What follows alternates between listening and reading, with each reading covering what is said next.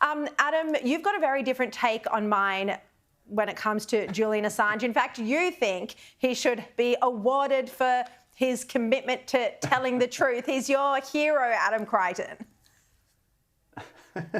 Yeah, well, look, he should be, I think. I mean, he's made the world much, much better informed. He released all of those documents. He published all of those documents, which someone else gave him, I might add. He didn't steal them. Chelsea Manning gave him all of those cables. And sure, it caused a huge amount of embarrassment to the US government because we learned that they were lying about various things or they were engaging in various activities that they shouldn't have been.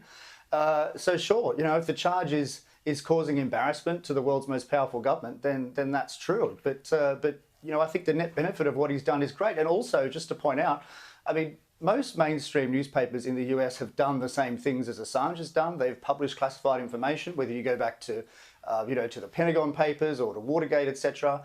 But in those cases, there wasn't the same level of pursuit that we've seen in the case of Assange. So, and I think that's partly because he's a foreigner and he's maybe a nasty person, some people say, but that's all completely irrelevant to to the case at hand.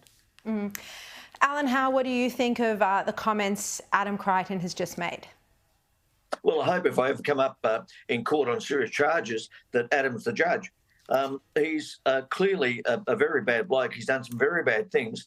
He's compromised the entire Western alliance of diplomatic cables and communications. These are very important. In fact, we've seen how important they are just this year with a couple of terror plots being uncovered in Paris in the lead up to the Olympics there.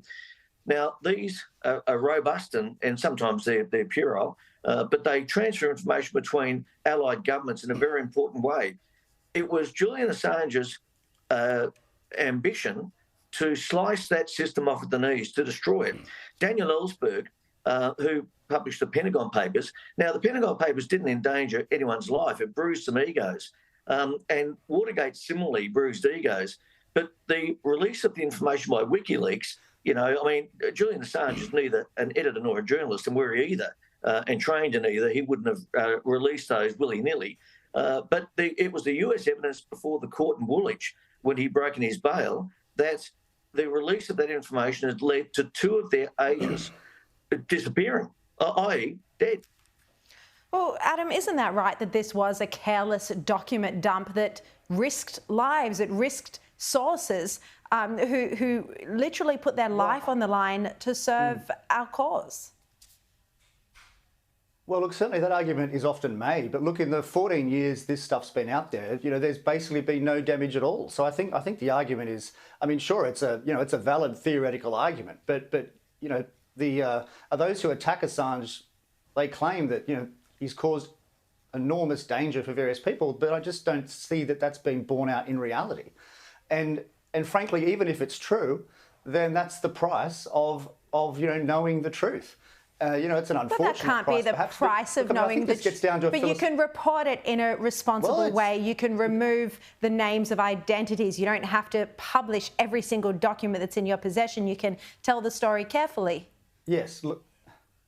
Yeah, look, certainly, we can make an argument he should have redacted this or should have redacted that. But at the end of the day, it's happened, right? It's been published, it's out there. And so we can just analyse what's there. And I just don't think the damage has been done that was claimed.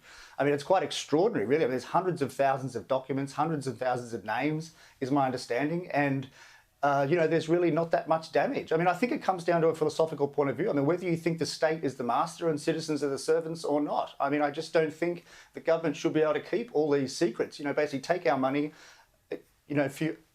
through taxes and then basically lie to the taxpayers and, do all these crazy things overseas. And, the argument basically just boils down to, well, the US are the good guys, so they should be able to. That's the argument. Adam, the argument you're basically... It's terrible, but when we do it, it's... Adam, the argument you're basically running is that we should have no classified secrets, that we should have no classified information because we pay taxes. Yes, it should be. But let's bring Alan. Less. Well, let's bring Alan Howe back in on this. Alan, you've written extensively about Assange's history. Can you tell us in a concise way some parts of his questionable background? Well, he committed crimes in Melbourne in 1995, and the judge was very lenient to him, saying that pretty much saying, look, he was just seeking self-aggrandisement. It wasn't criminal activity, even though it was a crime. And he could easily have gone to jail back then in the later 90s. His behaviour, well, he broke the Bail Act in the UK. That's a very serious crime. And I think it's ironic that Bradley Manning Chelsea Manning became a female, but manned up and faced those charges, 22 charges. She pleaded guilty to 10, was convicted of 17, and one of them was aiding the enemy. Now, you can't just say that, let's dispose of the idea that Julian Assange is a journalist. Of course, he's not.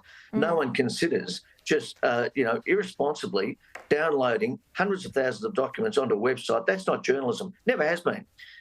And people may have lost their lives, almost certainly did. We won't know who they are because we didn't know who they were then.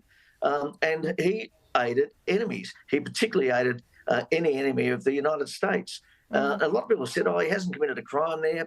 Why should he be facing charges there? Well, in fact, he did commit crimes against the US system. He did aid the enemies of the US, and the enemies of the US are our enemies.